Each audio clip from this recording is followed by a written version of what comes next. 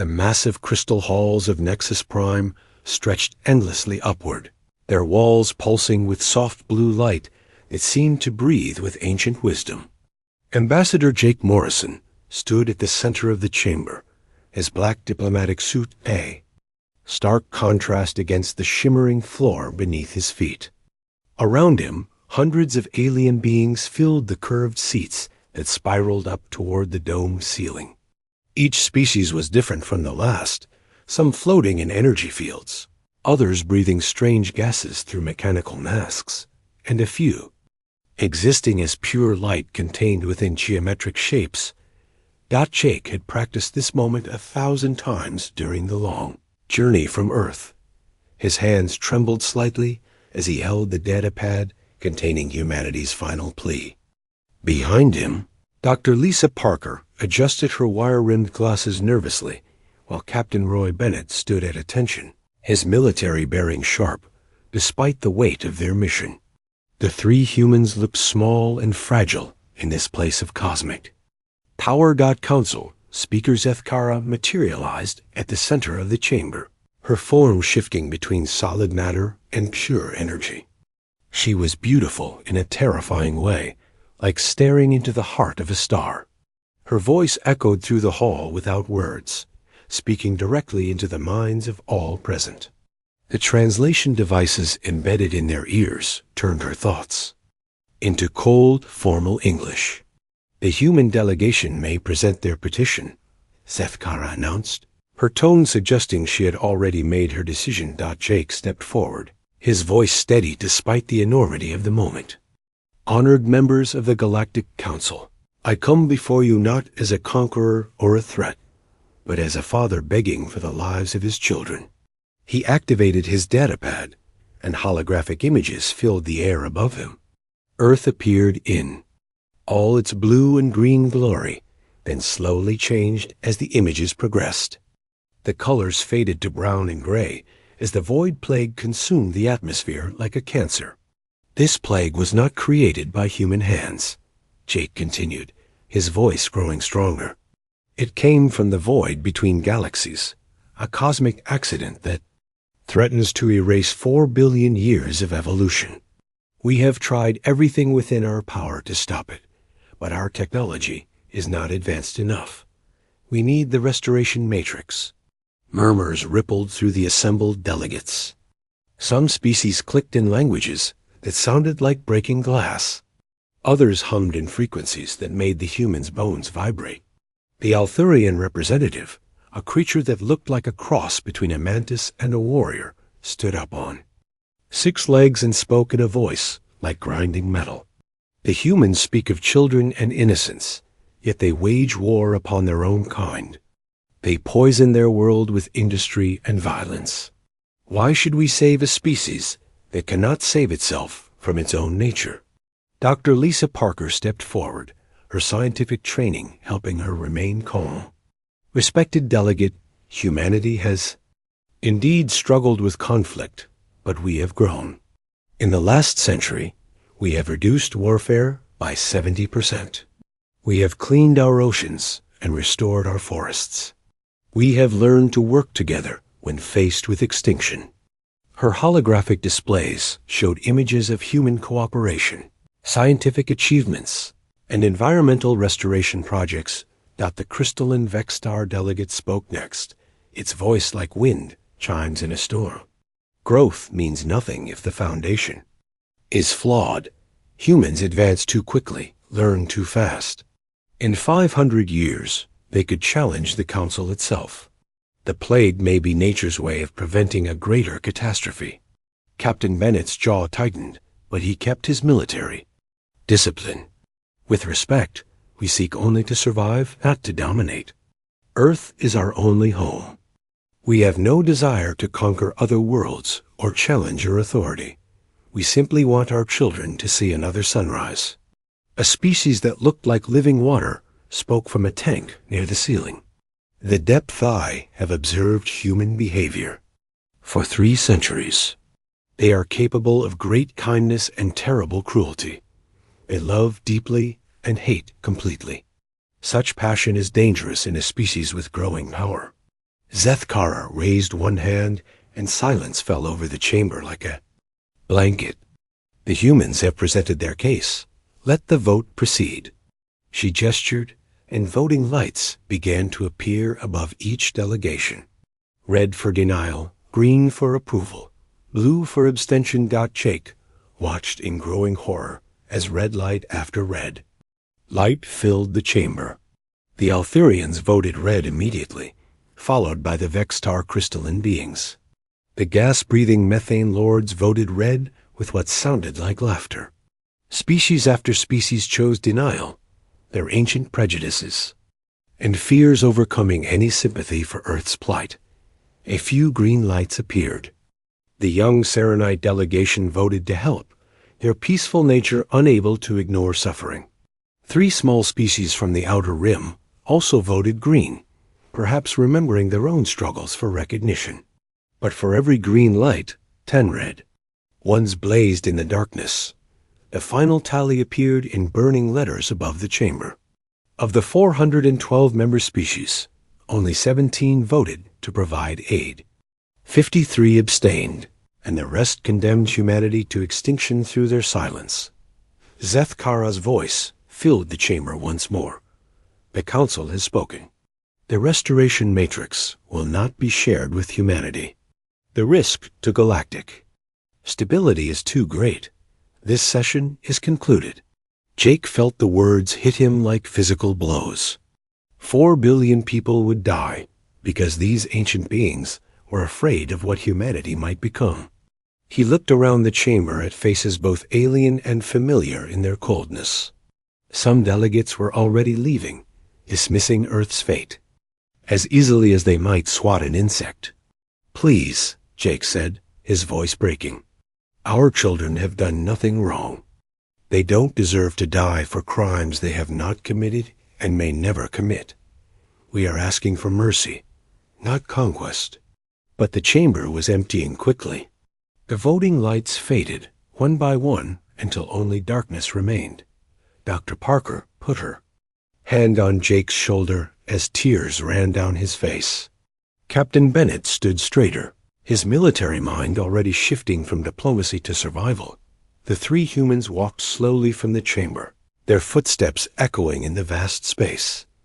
Behind them, the crystal walls continued to pulse with their eternal light, indifferent to the death sentence they had just witnessed.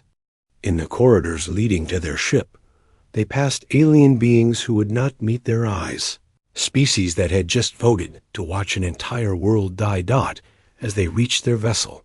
The U's defiance, Jake turned back toward the crystal spires. "Of Nexus Prime one last time. They think we are too dangerous to save," he said quietly. "Perhaps they are about to learn just how dangerous a dying species can become." The emergency session of the United Nations had never seen anything like this before. Every seat was filled, and millions more watched through screens around the world as President Amanda Cross stepped up to the podium.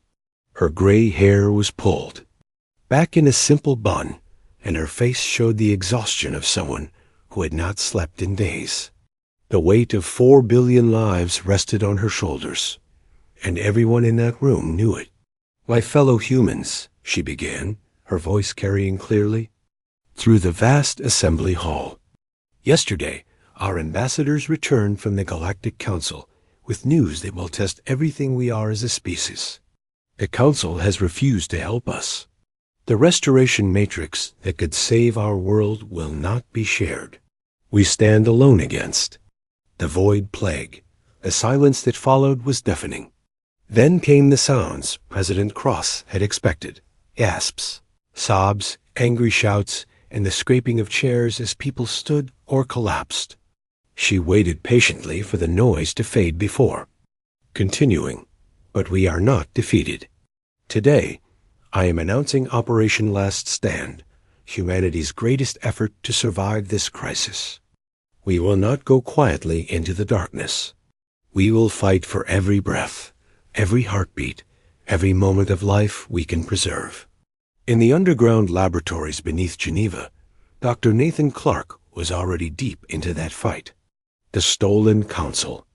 data that Ambassador Morrison had managed to acquire during their stay at Nexus. Prime was spread across dozens of holographic displays.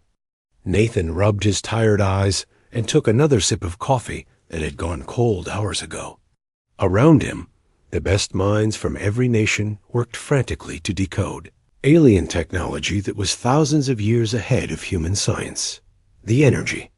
Patterns don't make sense, complained Dr. Kim Foster, a physicist from Seoul. It's like they're using forces we haven't even discovered yet. Nathan nodded grimly. Then we discover them. We have 6 months to learn what took them millennia. If we fail, there won't be anyone left to remember we tried. The breakthrough came from an unexpected source, Dr. Maria Santos, a quantum theorist. From Brazil, was staring at a coffee stain on her desk when she suddenly jumped up. It's not about the energy itself, she shouted, startling everyone in the lab. It's about the space between the energy particles. They're manipulating the quantum foam itself. Meanwhile, in orbit around Earth, Admiral Susan Wright coordinated the largest evacuation effort in human history. Her command ship, the U.E.'s Hope, bristled with communication arrays that stayed in constant contact with every major city on the planet. The generation ships under construction in the asteroid belt were nearly complete.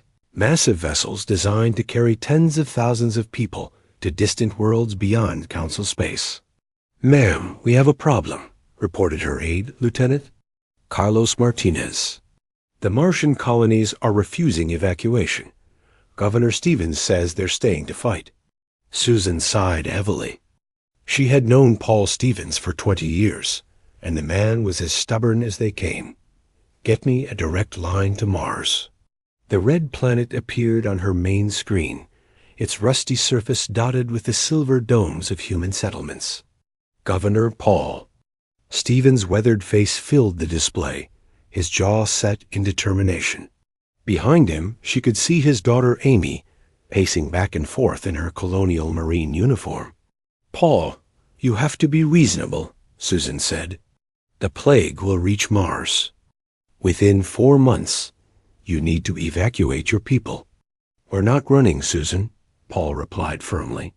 "Humanity has always been at its best when backed into a corner. Maybe we can't save Earth, but we can make a stand here on Mars. Buy time for the scientists to find a solution." Captain Amy Stevens stepped into view, her frustration obvious. "Dad, please listen to reason. We can't fight a cosmic plague with mining equipment and determination." "Watch us," Paul said simply, and cut the connection. On Earth itself, the race against time was becoming desperate. Engineer Carlos Rivera worked 18-hour days on the orbital defense platforms, retrofitting them into massive atmospheric processors. His wife Helen had moved her medical research lab to the same station so they could work together and spend what time they had left as a family. "The atmospheric processors might buy us an extra month," Carlos told her one evening, as they watched Earth turn slowly below them. "Maybe 2 if we're lucky." Helen squeezed his hand. "Dr. Clark's team is making progress. They cracked another section of the Council data yesterday. Something about quantum field manipulation." "Do you think we'll make it?" Carlos asked quietly. Helen looked out at the blue and green world that was slowly dying beneath them. "I think we'll surprise everyone, including ourselves." The void plague continued its relentless advance. Satellite images showed the gray death spreading outward from the initial impact sites like spilled ink on paper. Entire regions that had been green and living just months ago now looked like the surface of a dead moon. The atmospheric readings were getting worse every day, but humanity was not giving up. In hidden facilities around the world, secret projects were underway. The Exodus Protocol was more than just evacuation ships. It was a complete plan to preserve human civilization. Among the stars, libraries were being digitized, genetic samples were being stored. and cultural artifacts were being carefully packed for the journey to unknown worlds. Dr. Clark made another breakthrough when he realized that the restoration matrix was not just one device, but a network of smaller machines working together. "It's like a biological system," he explained to his team. "Each component supports the others, creating something greater than the sum of its parts." As the weeks passed, hidden human outposts throughout the galaxy received coded messages from Earth.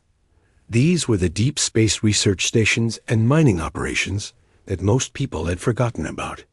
Small groups of humans scattered across hundreds of light years, suddenly becoming incredibly important as potential safe havens for refugees. The evacuation ships began launching on schedule, each one carrying precious cargo, not just people, but hope itself. Families said tearful goodbyes, knowing they might never see each other again. Some chose to stay on Earth rather than face the unknown. Others packed their few belongings and stepped into spacecraft heading for distant suns. President Cross stood at her office window, watching another evacuation ship rise into the night sky. Its engines painted temporary stars against the darkness before it vanished into hyperspace. Soon, it would be her turn to make the choice: flee with her people or stand with her world as it died. The countdown to Earth's death had begun, but so had humanity's transformation from a single-world species into something the galaxy had never seen before. A people scattered among the stars, united by loss and strengthened by adversity. Council Speaker Zeth Kara floated in her private chamber high above Nexus Prime, watching the distant Sol system through the most powerful observatory in the galaxy. The blue dot that was Earth had grown noticeably dimmer over the past months, its vibrant colors fading to the dull gray of a dying world. She felt no sadness at the sight, only the calm satisfaction of a decision well made. "The humans are weakening faster than predicted," she observed to her aide, a younger luminary named Kethmer, who existed as shifting bands of golden light. "Their atmospheric readings show complete collapse within 2 months." Kethmer pulsed uncertainly. "Speaker, some of the younger species have been asking questions about our decision. The Serenites in particular seemed troubled by watching an entire civilization die." Zeth Kara's energy form brightened with annoyance. "The young always question. Wisdom they do not yet possess. The humans would have become a threat to galactic peace within centuries. Better they die now as primitives than later as conquerors." In the lower levels of Nexus Prime, Ambassador Veltar of the Serenites swam nervously in his aquatic chamber. His people were natural healers, their entire culture built around preserving life and reducing suffering. The decision to let humanity die went against everything he believed in. Through the transparent walls of his habitat, he could see other delegates passing by, most of them looking satisfied with the council's verdict. "The humans have sent another message," his assistant informed him through the water's chemical interface. "They are requesting safe passage for their evacuation ships through council space." Veltar's fins drooped with sadness. What was the response? The Althurians want to deny passage. They believe survivors could become raiders or terrorists. Speaker Zeth Kara has not yet ruled on the matter. On the war world of Althur Prime, General Krexen studied tactical displays showing human ship movements throughout the galaxy. His insectoid features twisted into what passed for a smile among his species. The humans were scattering like frightened prey, exactly as he had predicted. Their evacuation ships were poorly armed and overcrowded, perfect targets if the need arose. "Foolish creatures," Krexan clicked to his subordinates. "They flee in all directions without coordination. Even if some survive, they will be too scattered and weak to threaten anyone." But not all of Krexan's analysis was accurate. While human evacuation ships did indeed spread across the galaxy, they were not fleeing randomly. Each ship carried detailed star charts and coordinates for rendezvous points far beyond council space. The apparent chaos was actually careful planning, designed to make humanity's survivors seem more vulnerable than they really were. In the crystal caverns of Vexstar, the hive mind debated humanity's fate through harmonic resonances that could shatter glass. Some voices in the collective worried that destroying an entire species set a dangerous precedent. What if the Council decided other young races were also too dangerous to survive? But the majority agreed with the decision, the crystalline logic concluding that potential threats should be eliminated before they could manifest. Meanwhile, on Earth itself, the final act was beginning. President Amanda Cross had made her choice weeks ago. She would not flee while her world died. Her evacuation ship sat waiting on the White House lawn, but she ignored it as she prepared for her final address to the galaxy. The broadcast would be transmitted on all frequencies, ensuring that every species capable of receiving signals would hear humanity's last words. "My name is Amanda Cross, President of the United Earth Government," she began, standing in the Oval Office as gray ash fell like snow outside the windows. "In a few hours, this transmission will be the last anyone hears from our homeworld. The void plague has taken our sky, our oceans, and soon it will take our breath." Her words traveled across space at light speed, reaching listening posts and communication arrays throughout Council space. On dozens of worlds, beings who had voted for humanity's extinction heard her voice and tried not to think about what they had done. "I want to thank those few species who tried to help us," President Cross continued. "The Serenites offered medical aid. 3 species from the Outer Rim voted to share the restoration matrix. A handful of others provided warnings about the plagues. Advance. We will remember your kindness." On Mars, Governor Paul Stevens watched the broadcast with his daughter Amy and the few thousand colonists who had chosen to stay. The Red Planet would be next, and they all knew it. But they had used the extra time well, converting their mining equipment into atmospheric processors and their habitation domes into sealed bunkers. They would make the plague work for every inch of ground it claimed.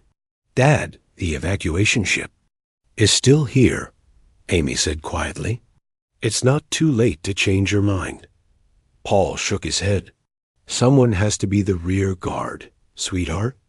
Someone has to show the galaxy that humans don't just run when things get tough." President Cross was reaching the end of her speech. "To those who chose to let us die, I forgive you.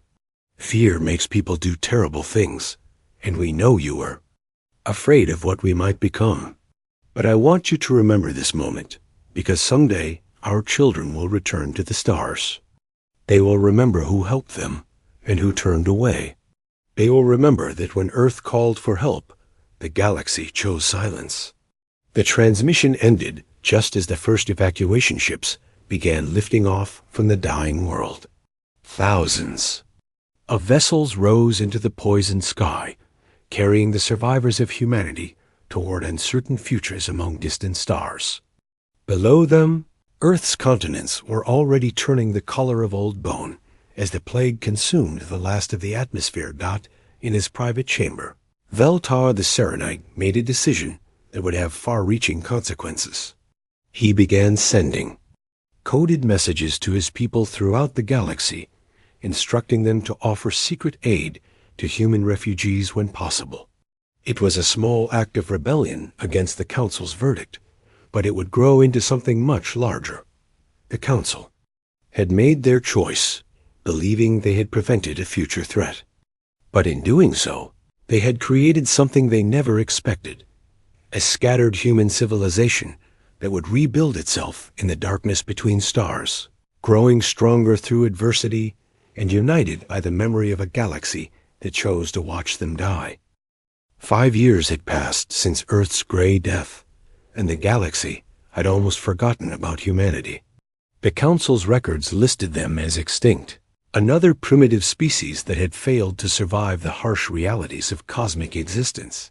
But in the dark spaces between stars, where ancient light had never reached and planets drifted alone in the void. Something remarkable was happening. Commander Lisa Garrett stood on the observation deck of New Terra Station, watching violent purple storms rage across the planet below. The world had no name on any star chart because no sane species would consider it habitable.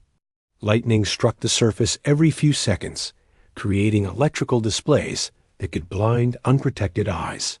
The atmosphere was poisonous to most known life forms, and the magnetic field fluctuated wildly enough to destroy normal electronics.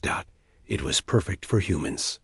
The storm season is ending early this year, reported her chief engineer, a former Earth scientist named Bob Turner. We should have clear skies for the harvesting operation. Lisa nodded, still amazed by what they had accomplished here. The same violent weather that made this world uninhabitable had become their greatest resource. Human technology, born from desperation and refined through necessity, now harvested energy directly from the lightning storms. The power generators they had built could capture and store electrical energy that would have been impossible to gather anywhere else. How many refugees arrived this week? Lisa asked.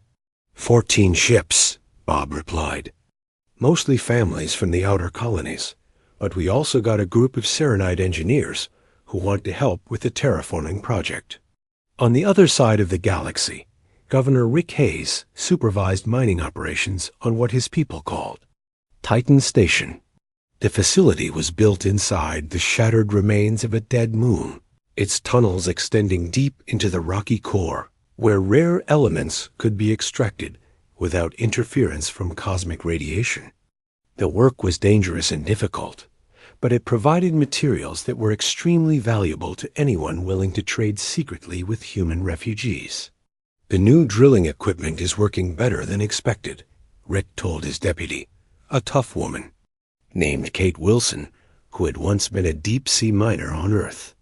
We're pulling out materials that council species pay premium prices for, and they don't even know where it's coming from. Kate grinned as she watched automated mining drones disappear into the tunnels. The black market traders are getting suspicious, though they can't figure out how we're getting such pure samples.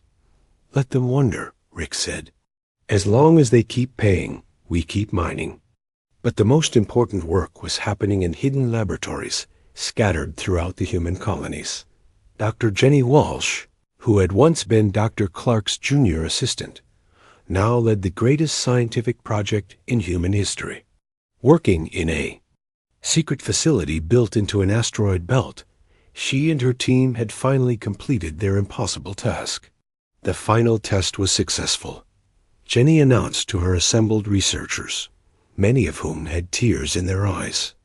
The restoration matrix is not only functional, it's better than the original council design. The device floating in the center of their laboratory looked nothing like the alien technology they had started with, where the council's version was elegant and mysterious. The human design was rough and practical. It had been built from salvaged parts and powered by desperation, but it worked in ways the original creators had never imagined. We didn't just copy their technology, explained Dr. Sam Rodriguez, the team's quantum physicist. We improved it. The Council's matrix can restore dead worlds, but ours can transform living ones. We can take a barren rock and turn it into a paradise in half the time. The news spread quickly through hidden communication networks that connected human colonies across the galaxy. On storm-lashed New Terra, Commander Garrett received the coded message and immediately began planning the next phase of humanity's return. On Titan Station, Governor Hayes started calculating how much raw material would be needed for the massive project ahead. Admiral Pete Morgan, now the unofficial leader of humanity's scattered military forces, received the news aboard his flagship hidden in the gravity shadow of a rogue planet. His fleet had grown from the original evacuation ships into something that would have surprised the council members who thought humans were too primitive to be dangerous. Alien allies had joined them, bringing advanced technology and tactical knowledge. How many ships do we have now? Pete asked his aide, Lieutenant Colonel Sarah Barnes. 237 combat vessels, plus support craft, Sarah replied. The Serenites have provided medical ships, and some of the HFY clans have brought their stealth technology. Even a few young Luminari have joined us, though. They have to keep it secret from their elders. Pete nodded thoughtfully. The alliance growing around humanity was unlike anything the galaxy had seen before. Species that had been enemies for millennia were working together, united by their shared opposition to Council rule. Young aliens who had grown up hearing stories of the Council's power were now seeing an alternative in human determination and adaptability. What about the special project? Pete asked quietly. Sarah's expression grew serious. Phase 1 is almost complete. The hidden devices are in position around Sol system. Dr. Walsh says we can begin restoration any time. Meanwhile, in the deepest parts of space, where no Council patrol would ever venture, human engineers were building something unprecedented. Generation ships the size of small moons moved slowly through the darkness, their holds filled with millions of refugees and the equipment needed to establish new civilizations. These vessels were not just transportation, they were entire worlds unto themselves, capable of supporting human life for centuries if necessary. The Council's greatest mistake had been assuming that scattering humanity would make them weaker. Instead, it had forced them to become something new, a species that could thrive anywhere, adapt to any condition, and unite the galaxy's outcasts under a single banner of freedom. On the anniversary of Earth's death, every human colony held a moment of silence. But it was not a mourning for what they had lost. Instead, it was preparation for what they were about to reclaim. The Council had taught humanity a hard lesson about galactic politics, and now their former students were ready to graduate. In her laboratory, Dr. Walsh activated the final sequence that would send the restoration signal across dozens of light years to the dead system that had once been humanity's home. The device hummed with power that had been stolen from storms and forged in the fires of determination. Earth was about to live again. The emergency alarms echoing through the crystal halls of Nexus Prime had not sounded in over 1,000 years. Council Speaker Zeth Kara materialized in the central chamber with such speed that her energy form left, trailing sparks in the air. Around her, delegates from across the galaxy were arriving in various states of confusion and panic. The massive holographic display at the center of the chamber showed something that should have been impossible. Earth was blue again. This cannot be accurate, Zeth Kara declared, her voice carrying an edge of uncertainty that no one had ever heard before. Run the scans again? Check for equipment malfunction. The Vextar technician managing the sensors resonated with crystalline certainty. All systems are functioning perfectly, Speaker. The Sol system now contains a fully restored world with atmospheric readings that exceed the original Earth's parameters.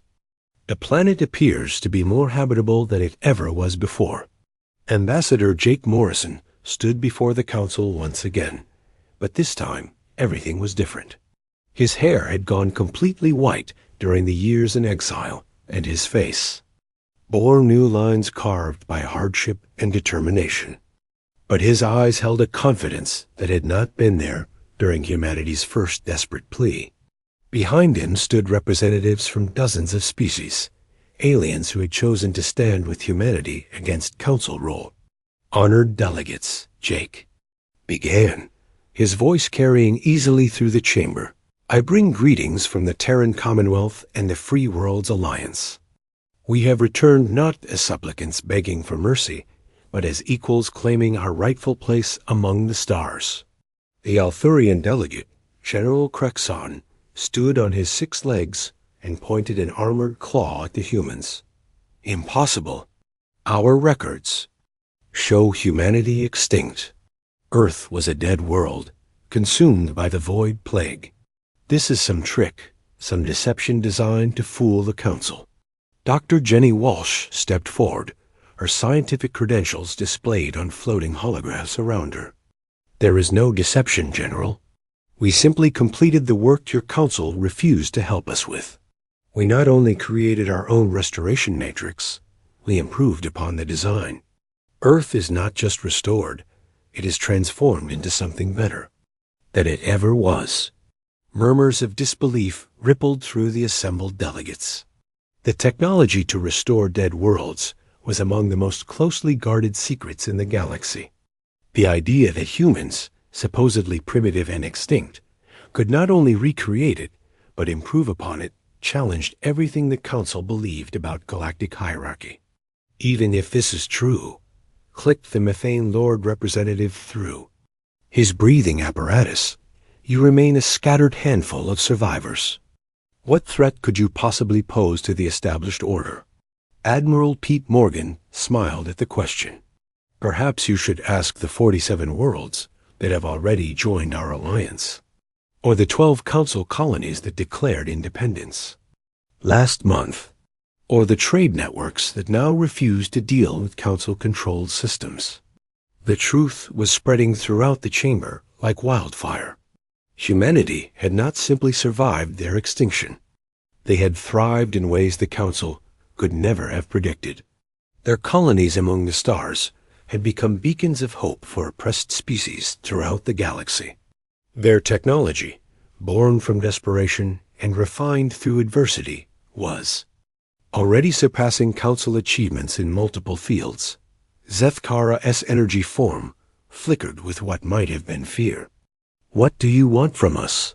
President Julia Martinez, Earth's new leader, stepped forward. She was young compared to the ancient beings around her, but her presence filled the chamber with quiet authority. "We want what every species deserves: recognition, respect, and the right to exist without interference. The age of Council dominance is ending. The galaxy is choosing freedom over fear." The vote that followed was unlike anything in Council history. Species after species announced their withdrawal from the governing body, choosing instead to join the Free Worlds Alliance. The Serenites were first, their leader Veltar swimming gracefully in his mobile habitat as he declared his people's independence. The Outer Rim species followed quickly, finally seeing an alternative to Council rule. Even some of the younger Luminari broke ranks, their energy forms shifting to colors that indicated rebellion against their elders. 3 separate Thepthai clans announced their allegiance to humanity, bringing with them advanced stealth technology and underwater colonies. "This is madness," Zethkara declared, her voice rising to frequencies that made the crystal walls vibrate. "You are destroying millions of years of galactic peace and stability." Jake Morrison's response was quiet, but carried clearly through the chaos. "You call it peace, but it was really fear. You call it stability, but it was built on oppression. The galaxy is not falling apart, Speaker. It is finally growing up." The session dissolved into chaos as more and more species declared their independence. The Althurians and a few other militant races announced their intention to use force to maintain the old order, but they found themselves increasingly isolated.